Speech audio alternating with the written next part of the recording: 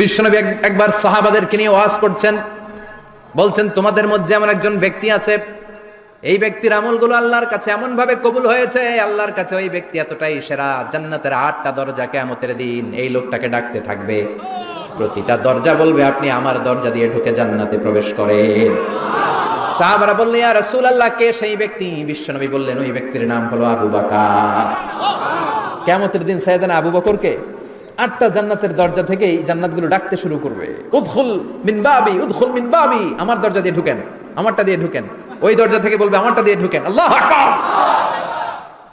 বিশ্বনবী আমাদেরকেও নিরাশ করেন নাই। বিশ্বনবী বললেন কেউ যদি প্রতিদিন 5 ওয়াক্ত নামাজের আগে যে ওযু করে, ওযুর পরে কেউ যদি পড়ে আশহাদু আল্লা ইলাহা ইল্লাল্লাহ ওয়া আশহাদু আন্না মুহাম্মাদান আবদুল্লাহি ওয়া রাসূলুহু, প্রত্যেক ওযুর পরে যেই ব্যক্তি এই দোয়াটা পড়বে ওই ব্যক্তির জন্য রব্বুল আলামিন কিয়ামতের দিন জান্নাতের 8